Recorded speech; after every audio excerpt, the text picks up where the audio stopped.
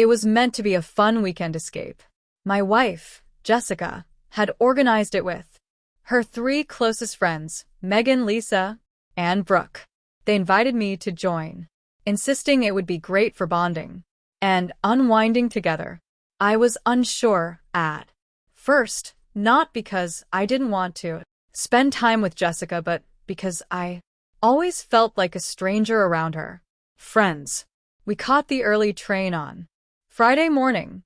The women were chatty, laughing nonstop, scrolling their phones, and whispering things I clearly wasn't supposed to hear. I stayed hopeful, telling myself the change of scenery might help us reconnect. The first day was fine. We reached a quiet lakeside town and checked into a charming Airbnb. It had 3 bedrooms, so naturally the girls shared 2, and I had 1 to myself. I didn't mind, it gave me peace. They went out to snap selfies by the lake while I rested. That night, we all had dinner together. I tried joining the conversation, but it felt like I was crashing their private circle. By Saturday, the mood changed. Jessica and her friends began acting oddly. They whispered more, giggled when I walked in, and exchanged glances constantly. At one point, I asked Jessica what was happening. She replied, "Nothing, babe. Just girl stuff."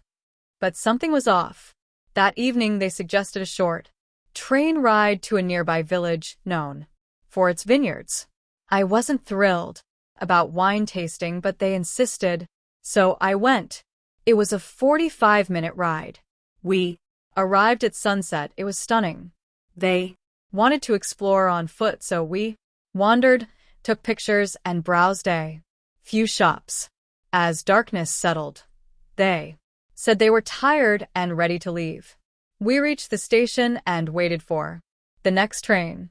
Suddenly, Jessica said she had left her jacket at the vineyard and wanted to grab it before the train arrived. All 3 offered to go with her. "You stay here, babe, and save our seats," she said with a grin. I nodded, expecting them back in 5 to 10 minutes. I watched the time pass. 10 minutes. 15, then 20. The train pulled in. I stood, scanning the area, thinking they'd come running back, maybe laughing. But they didn't. I didn't. Bored. I waited. I called Jessica. No answer. I tried again. Still nothing. Then a text came through. "Oops. Missed the train. See you back at the house," face with tears of joy. At first, I thought it was a mistake. Maybe they really missed it. But why? Were they laughing? I called again.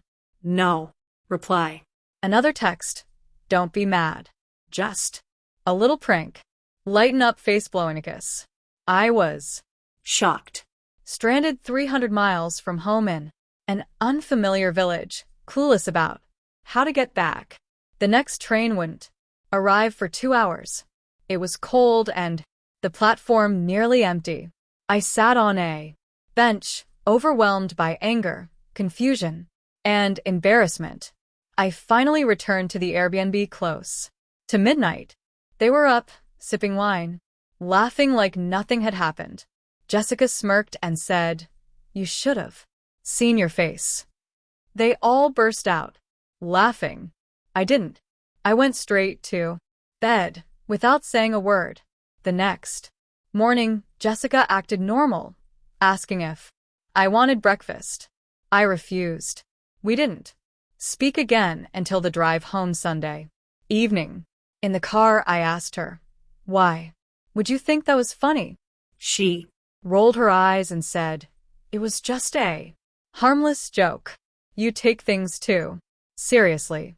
That night, I slept on the couch. I couldn't stop replaying the moment I knew they had left me. The shame, the way they mocked me, the complete lack of guilt. In the days that followed, our relationship grew cold. Jessica refused to discuss it. I began pulling away emotionally. I felt betrayed, not just by her actions but by who she revealed herself to be. The prank showed Me a version of her I had never seen, immature, mean-spirited, and selfish. When I told friends, they were stunned. Some urged me to leave her. I wasn't ready yet.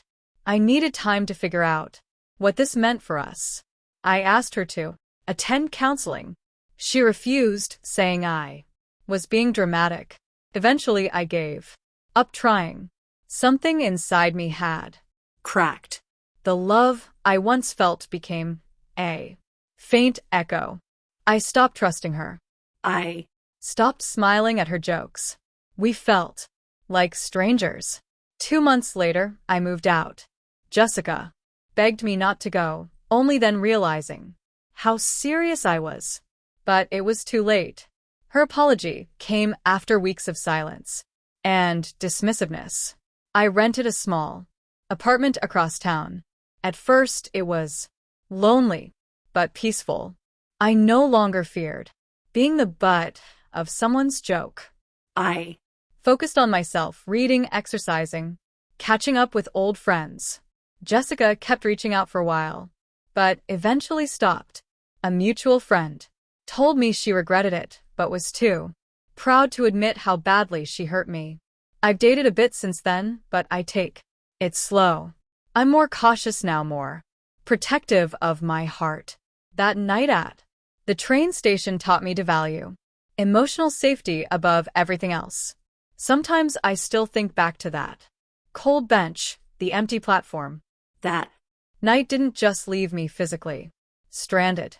It made me see how alone I had been all along, what they called a joke. I remember as the night I realized I deserved so much better.